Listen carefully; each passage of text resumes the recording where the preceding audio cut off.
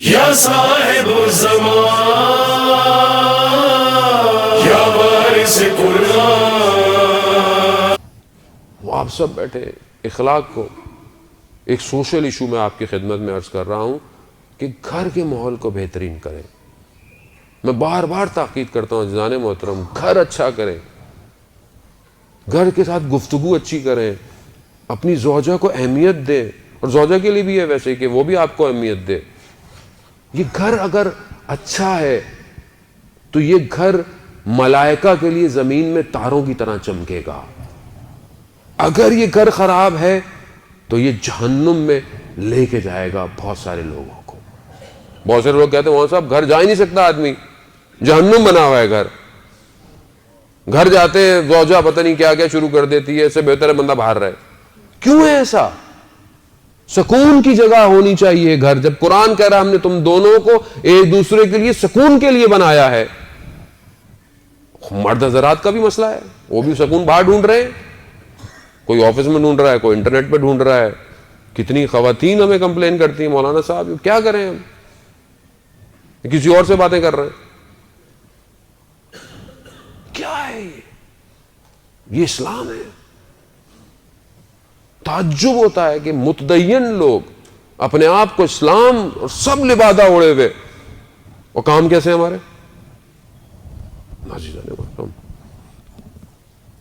آپ پھر بولیں گے مولانا صاحب پھر اسٹریس دے رہے ہیں. نہیں، اسٹریس کی بات نہیں ہے عزیزان محترم، یہ ذمہ داری ہے. یہ میرے سے تو امام زمانہ نے پوچھنا ہے کہ ہم نے تمہیں بھیجا تھا، تم نے معاشرے کی برائیوں کو کیوں نہیں بولا، بات کیوں نہیں کی؟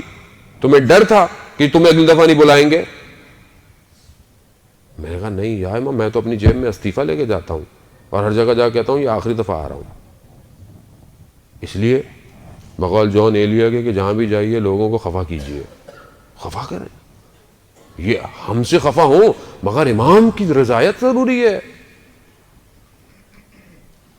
مولانا رومی نے مستنوی نے ایک واقعہ بیان کیا، میں آپ کی خدمت میں عرض کروں.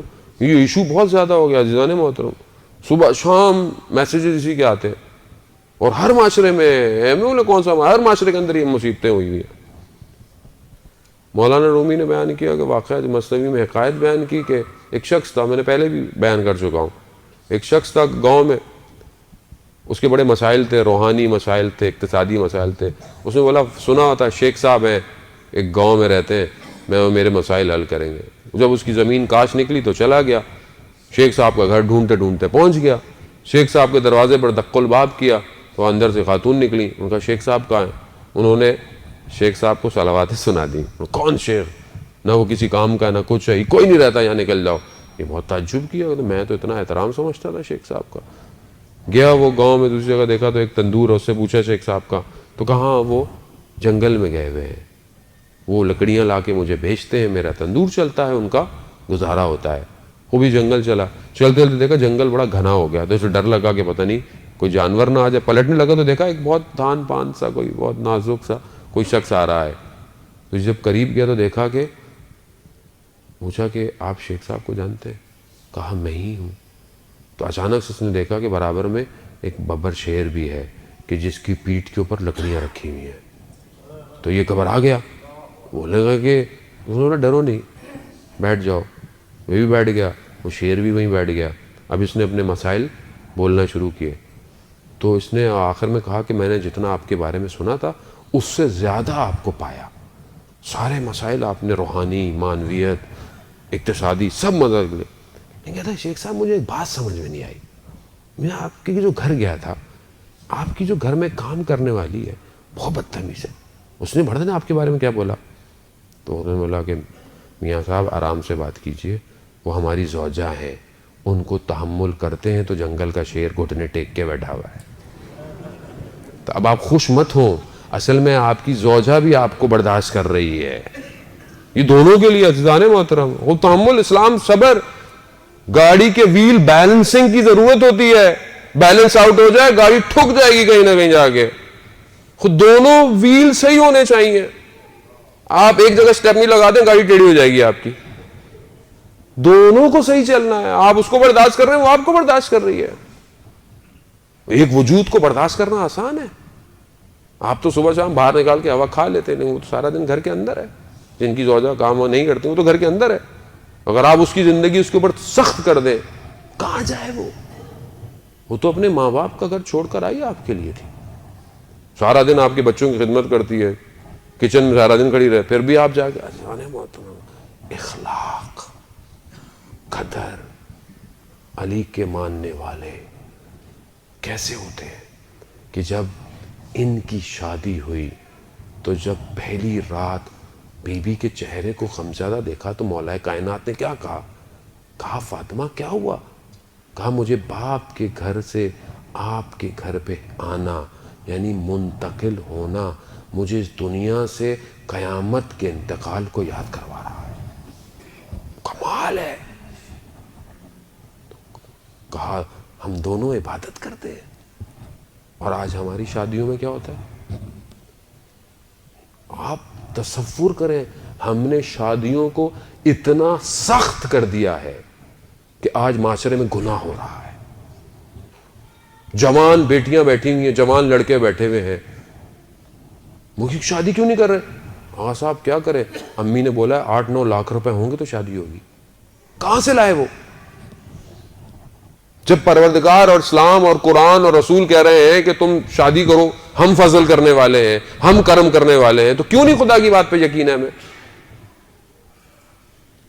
میں جانتا ہوں باپ کے پاس پیسے نہیں ہیں اور اس کی بیٹیاں ہیں, اس قسمہ پرسی میں جب وہ شادی کر رہا ہے تو لڑکے والے کیا کہتے ہیں؟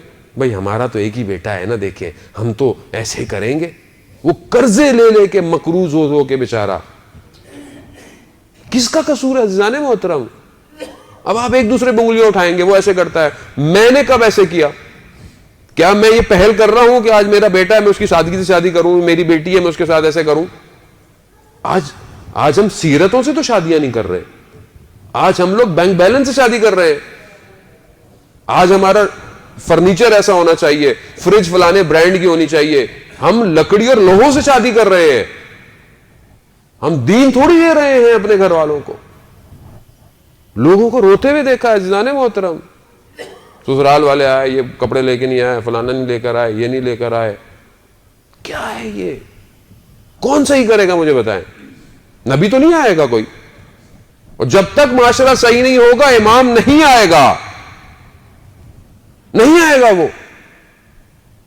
اور میں یہاں پہ میری تو ایک ہی دفعہ شادی ہے, میرا تو ایک ہی بیٹی ہے, میرا تو ایک ہی بیٹا ہے, مولانا صاحب ہمیں تو دھوم سے کرنی ہے.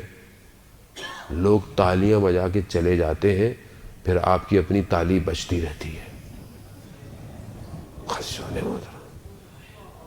خوف کریں, رب راضی نہیں ہو رہا. خاندان والے کیا باتیں کریں گے, ایسے کپڑے نہیں بنائے, ایسی ویڈیو نہیں بنی, ایسے کھانے نہیں لگے, 7 رنگ کے کھانے ہونے چاہیے. بھوکوں کو کھانا کھلائیں, پیٹ بھروں کو کھانا کھلا کے کون سا کھانا, اس پہ بھی راضی تھوڑی ہوتے.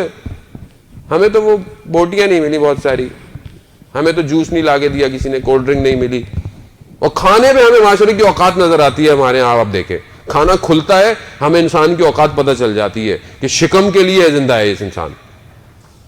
عزیزان محترم, گدھا 1000 سال پہلے بھی گدھا ہی تھا, گدھے میں کوئی تبدیلی نہیں آئی ہے 1000 سال پہلے.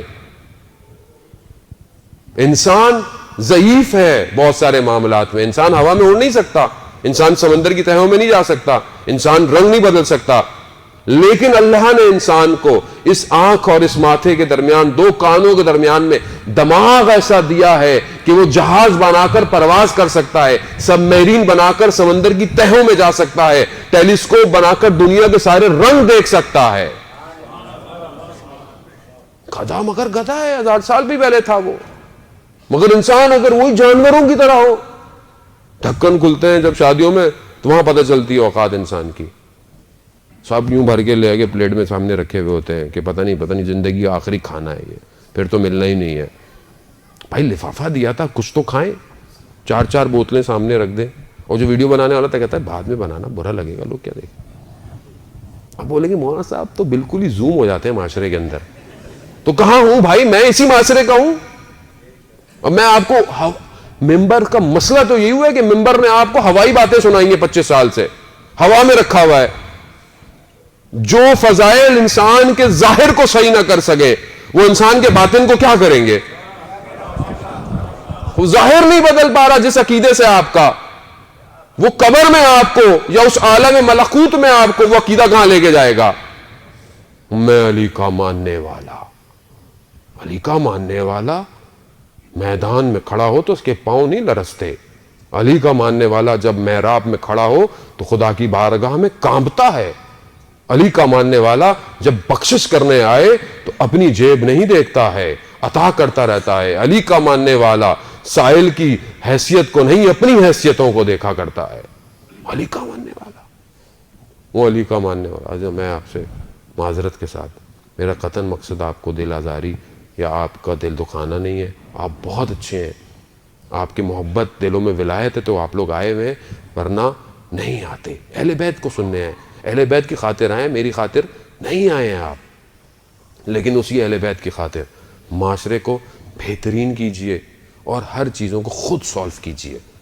اسی آخری جملے کے ساتھ کہ پروردگار ہمیں اس اقرا کے صدقے میں کہ جو نے شب بعثت اپنے رسول کو سکھایا، اس اقرا کا ایک نقطہ ہماری زندگیوں میں ڈال دے تاکہ ہم اپنی زندگیوں میں لگیں کہ ہم اس رسول کے ماننے والے ہیں. صلوات بھیج دے محمد والے محمد، اللہم صلی علی محمد والے محمد.